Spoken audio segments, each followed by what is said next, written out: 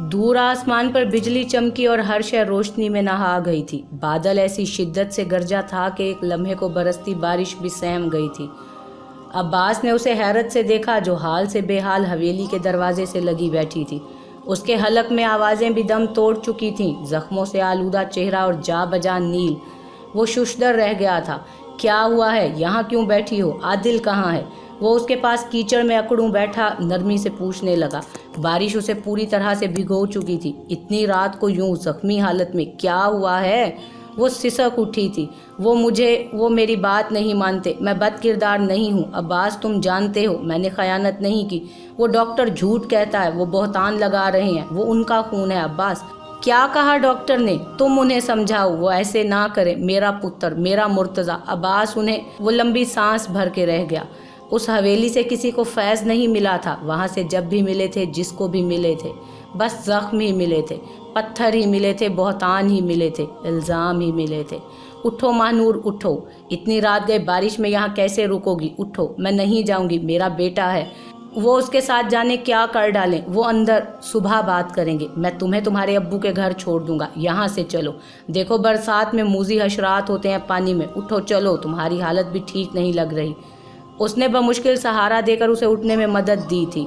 وہ بمشکل لنگڑاتی ہوئی پیٹ پہ ہاتھ رکھے سہارے سے چلتی ہوئی گاڑی تک آئی تھی۔ بارش ایسی جل تھل کرنے کے بعد ابھی تک غصے میں ہی تھی۔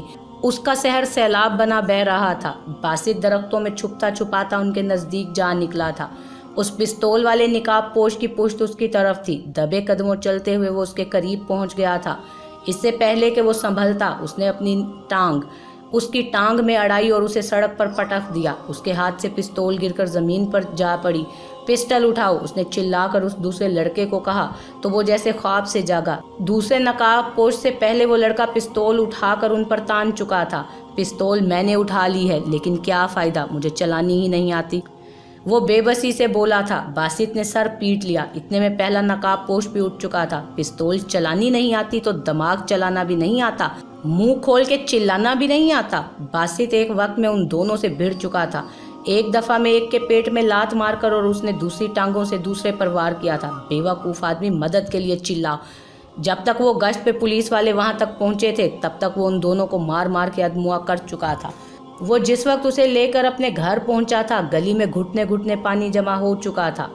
گاڑی تو بہت پیچھے ہی بند ہو گئی تھی، جس کی وجہ سے مجبوراً انہیں پیدل ہی گھر تک آنا پڑا تھا۔ آ جاؤ دھیان سے، یہاں پھسلن ہے، یہاں آ جاؤ۔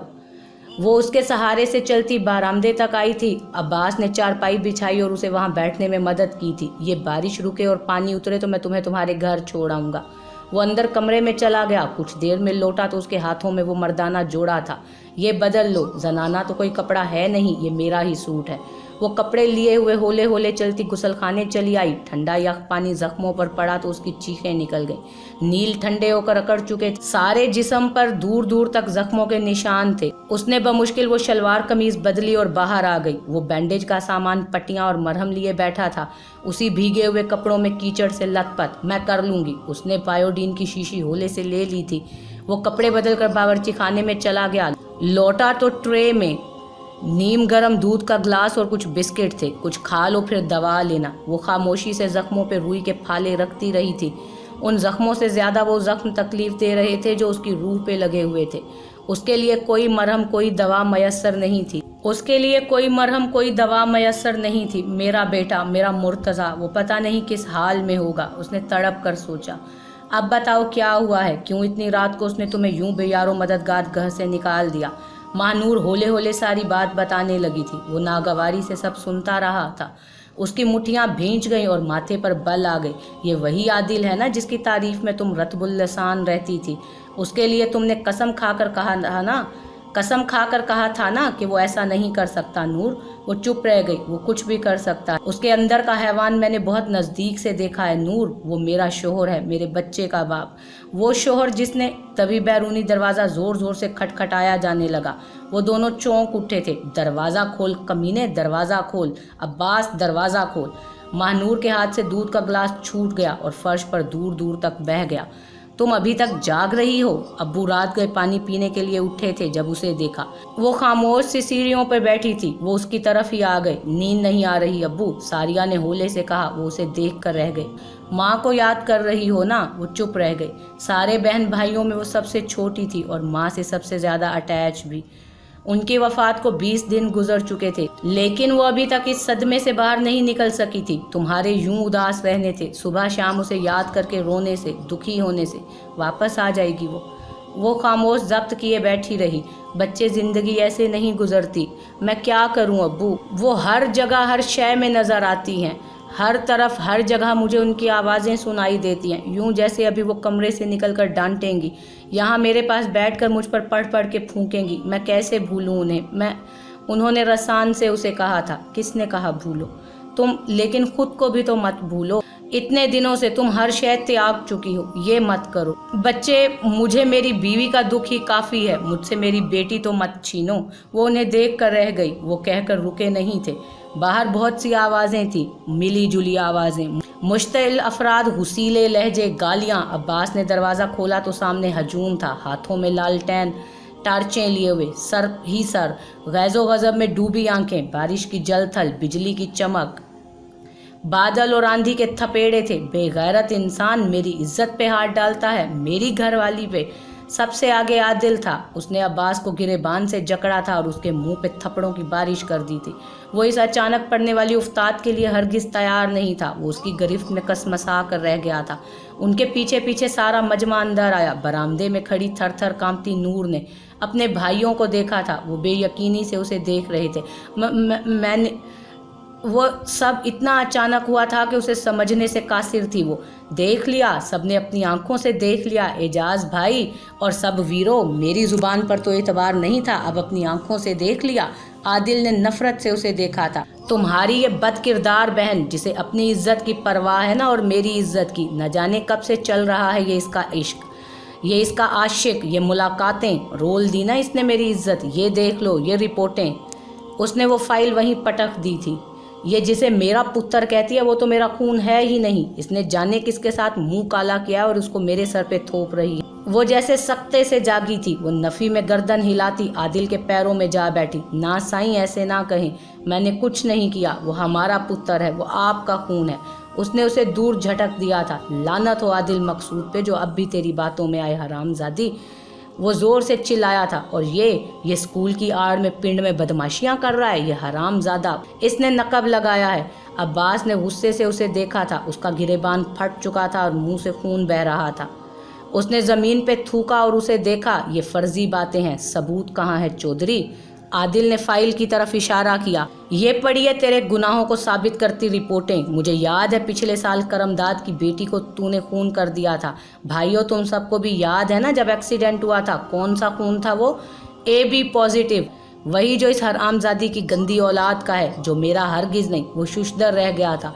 महानूर रोती हुई नफ़ी में सर हिला रही थी। ये पढ़ी हैं रिपोर्टें, करवा अपना DNA और देख लेना। वो तेरा ही गुनाह है अब्बास। साईं, ऐसे ना करें, मैंने खयानत नहीं की है। वो ज़मीन पर पड़ी बिलक रही थी। मेरी बस हो गई है भाई मकसूद, मैं इस गंदगी को अब अपने घर में और नहीं रखूँगा। मैंने बहुत बर्दाश्त कर लिया है, बस मेरी तरफ से ये फारिग है। वो ज़रा रुका था। यहाँ तुम सबके सामने मैं पूरे दायमी होशो आवाज़ में तलाक देता हूँ इसको। बादल ज़ोर से गरजा था और बिजली ज़मीन की तरफ लपकी थी। उमर, उस लड़के ने अपना हाथ आगे बढ़ाया था। बासित ने शर्ट ठीक की और उसे सरता पा देखकर हाथ थामा। बासित, कमाल के फाइटर हो यार, कहाँ से सीखा है ऐसे लड़ना? मैं ब्लैक बेल्ट हूँ। वो मरूब दिखाई दे रहा था। अरे वाह, तुम जैसा कोई बॉडीगार्ड होना चाहिए बंदे के साथ। फ्रेशर हो ना? मैंने तुम्हें आज हॉस्टल में देखा था। बासित ने इस बात में सर हिला दिया। बस ठीक है, मैं तो अपना बोरिया बिस्तरा बांधकर तुम्हारे साथ शिफ्ट हो जाऊंगा। किस खुशी में? बासित ने तंग कर उसे देखा था। वो दोनों अब यूनिवर्सिटी वापस जा रहे थे। मुझे बचाने की खुशी में। मैं एहसानमंद हूँ तुम्हारा। अरे तुम जिनके एहसानमंद होते हो उन पे यूँ राशन पानी लेकर चढ़ जाते हो। अरे तुम्हें अभी पता ही क्या है, मेरी सोबत और मेरा साथ किस्मत वालों को मिलता है। तुम तो बड़े खुशकिस्मत हो जो मैं खुद तुम्हारे साथ रहना चाहता हूँ। उसे बोलता देखकर वो जल्दी से बोला था, नहीं नहीं शुक्रिया की कोई बात नहीं, चलो मेरा सामान शिफ्ट करते हैं तुम्हारे कमरे में। वो उसके साथ ही हॉस्टल में दाखिल हुआ था। बासित सांस भर के रह गया। बस मौसम को जाने किस पर गुस्सा था। घंटों से जारी बारिश उसी शिद्दत से बरस रही थी। अब्बास के घर का छोटा सा सहन पानी से भर चुका था। एजाज भाई ने उसे कलाई से जकड़ा और घसीटते हुए बाहर लाए थे। वो सर झुकाए हुए थर थर कांपती उनके पीछे पीछे चलती जा रही थी। वहां मौजूद हर शख्स की आंख में उसके लिए नफरत थी, हर चेहरे पर उसके लिए करेहत थी। एक ही रात में उसके वजूद पे इतने सारे दाग लग चुके थे, वो उन सबको कैसे मिटा पाती? वो इतने सारे इल्ज़ामात वो किस किस को झुठलाती? वो इतनी सारी मलामती नज़रें किस किस से वो नज़र चुराती? वो हाथ छुड़वाती तो कहाँ जाती? वो उनके साथ जाती तो कैसे जाती? उसके भाई उसे लिए मकान से निकल रहे थे जब उसने आखिरी बार गर्दन मोड़ कर देखा था। उसका मोहसिन जख्मों से चूर बेजान सा फर्श पे पड़ा था। उस पे बारिश शिद्दत से बरस रही थी। तुम्हें पता है जिस दिन से मैंने तुम्हें देखा है मेरी नज़रों को कुछ और नहीं भाया। वो सरगोशी सी हुई थी। उसने कुर्ब से आंखें मूंद ली थी। मुझ पे भरोसा रखो, मैं सब ठीक कर दूंगा। अब कभी कुछ ठीक नहीं होगा, उसने सोचा था जब आखिरी बार उसे देखा। सारिया ने चाय का कप मेज पर रखा। अब्बू ने खुशगवार हैरत से उसे देखा और फिर मुस्कुरा दिए। जीती रहो मेरी बच्ची। उन्होंने उसके सर पर हाथ फेरा था। मैं नाश्ता बना लूँ अब्बू, फिर आप मुझे यूनिवर्सिटी छोड़ दीजिएगा। वो ज़रा रुकी। मुझे पता है मैंने इतने दिन आपको बहुत परेशान किया, मुझे माफ़ कर दीजिएगा। मैं कोशिश करूँगी अब आपको कोई तकलीफ़ ना दूँ। हल्के सब्ज दुपट्टे में उसका सभी चेहरा दमक रहा था। उन्होंने प्यार से उसे देखा था। मेरी बच्ची, अल्लाह तुम्हें खुश रखे। वो कमरे से निकल आई थी। सामने ही दीवार पर अम्मी की तस्वीर लगी हुई थी। वो बहुत देर तक खड़ी उन्हें देखती रही। आप भी खुश रहिएगा अम्मी। वो नाश्ता बनाकर अपने कमरे में आई थी। अलमारी के सामने खड़े होकर उसने कपड़ों पर नज़र डाली। वो गुलाबी और सफ़ेद जोड़ा जो उसकी अम्मी ने उसे ख़ास तौर पर लेकर दिया था, उसने वो निकाल लिया। वो सर झुकाए मुजरिम बनी खड़ी थी। इसने हमारी इज्जत का जनाजा निकाल दिया है अब्बा जी। वहाँ उनका सारा पिंड जमा था। लोग ऐसी ऐसी बातें कर रहे थे और क्यों नहीं करेंगे। इसने मौका दिया है सबको कि हमारे मुंह पे जूते मारें वो लोग। एजाज भाई चिल्ला रहे थे। अब्बा जी सर पकड़ कर बैठे थे। अम्मा सीने पर 2 हथड़ मार मार कर रो रही थी। हाय बर्बाद हो गए, इस लड़की ने कहीं का नहीं छोड़ा। हाय क्या मुंह दिखाऊंगी मैं सबको। हाय नी नूरी तेरा कख ना रहे, बर्बाद हो जाए, कीड़े पड़े तुझे। वो बाप के पैरों से लिपट गई। अब्बा जी मेरी तरफ देखें, मैं बेकसूर हूँ अब्बा जी, मैंने कुछ नहीं किया। वो सब झूठ है, मैंने कुछ नहीं किया अब्बा जी। उन्होंने उसकी तरफ देखा भी नहीं था। छोटे मकसूद को कहा था इसे मेरी नज़रों से दूर ले जा वरना मैं इसका कत्ल कर दूंगा। अब्बा और उसके 6 भाई उसका कत्ल कर भी देते अगर छोटी चाची दरमियान में ना आती। उन्होंने उसे माँ से पिटते हुए छुड़वाया और अपने पीछे छुपा लिया। बस करो भरजाई, बस तेरी ही औलाद है ये, कोई ढोर डंगर नहीं है। उन्होंने उसके जख्मों को पहली बार देखा था। इसे मारा है आदिल ने? मकसूद ने नफरत से देखा। वो जान से ही मार देता तो अच्छा था। वो सब उसे लानत मलामत करते चले गए। बस चाची रह गई थी जो उसे अपनी आगोश में लिए बैठी थी। चाची इन्हें बताई मैं बेगुनाह हूँ, वो सब इल्ज़ाम है चाची, अल्लाह की कसम, रसूल की कसम, मैंने कुछ नहीं गलत किया, मुझे मेरे पुत्र की कसम है चाची। वो रोते हुए सफाइयाँ देते देते हलकान हो रही थी। यूनिवर्सिटी में पहला दिन और वो लेट थे। रात देर तक उमर की बकवास जारी रही थी। उसने जब तक उसकी 7 पुश्तों का तारुफ हासिल नहीं कर लिया था वो सोया नहीं था। बासित की आंखें नींद से बोझल थीं, लेकिन वो सोने के मूड में नहीं था। इतना तो वो जान गया था कि हद से ज्यादा बातूनी वो लड़का उतना ही बेवकूफ़ है जितना बोले उतना अकल खोए। उस पे बिल्कुल सादिक बैठता था। तुम्हारी वजह से मैं लेट हुआ तो अच्छा नहीं होगा। उसने उसे तेज नज़रों से देखा था। रात को लेट सोए तो सुबह देर से आंख खुली थी। वो तो जागने के मूड में नहीं था। बासित ने पानी का लबालब भरा जग उस पर खाली किया तो वो हड़बड़ा कर उठ बैठा। आइंदा ये कभी कभी भी मत करना, और तुम भी आइंदा मुझे इतना मत जगाना। चल यार, पहले दिन वक्त पर पहुंचने पे तुझे ऑस्कर नहीं मिल जाएगा। ये यूनिवर्सिटी है, कोई नर्सरी प्रेप नहीं कि लेट हो जाएगा तो क्लास में दाखिल नहीं होने दिया जाएगा। प्रोफेसर ने उन्हें घूरा था, आउट। अब वो खड़ा उसे घूर रहा था। लेकिन लेट बस वो 2 नहीं थे, वो भी थे जो बैग कंधे पे डाले, हल्के गुलाबी पाजामे, सफ़ेद लंबी कमीज के साथ शानों पे गुलाबी दुपट्टा डाले उनकी तरफ आ रही थी। अंदर क्लास नहीं हो रही क्या? उसने उमर से पूछा था। हो रही है, लेकिन सर अपनी बीवी से लड़के आए हुए हैं तो। उसने बुरा सा मुंह बनाया। बासित ने उसे कनखियों से देखा। वो उसे ही देख रही थी। मुझे नहीं पता, जब 2 ऐसे अनजान लोग पहली बार एक दूसरे को देखें, जिन्हें जिंदगी में आगे चलकर एक दूसरे का साथी बनना हो, तो कायनात में क्या होता है। जो भी होता होगा वो उसी लम्हे हुआ था। उसने मुंदी मुंदी सी आंखें बमुश्किल खोली थीं। सारे सहन में रोशनी बिखरी पड़ी थी। नन्ही नन्ही सी किरणें हवा से अटखेलियां करती हुई बरामदे तक फैली हुई थी। उसने उठना चाहा लेकिन तकलीफ की शिद्दत से वो उठ नहीं सका था। सारी रात की बारिश की वजह से सहन में जगह जगह पानी भरा हुआ था। उसके अपने कपड़े भी पानी, कीचड़ और खून से भरे थे। सूखे जख्म, स्याह पड़ चुके नील और ठंडी चोटें वो बमुश्किल जमीन का सहारा लेकर उठा था। दाहिनी आंख को सोजन ढांप चुकी थी। नाक से बहता खून अब सूखने लगा था। होंठ फट चुका था और दांतों से बहता खून मुंह में भरा हुआ था, जिसे उसने झुककर जमीन पे थूका था। वो बमुश्किल उठ खड़ा हुआ था। सर चकरा रहा था। बैरूनी दरवाजा खुला था। उसने बरामदे में देखा। दूध का ग्लास औंधा पड़ा था। फर्श पे दूर तक दूध के निशान थे। कुछ पट्टियां पायोडीन की शीशी। गुजर चुकी रात का सारा किस्सा उसके जहन के पर्दों पर जाग चुका था। वो लोग, बारिश, आवाज़ें, इल्ज़ाम, मारपीट, आदिल, महानूर, तलाक और चीखें।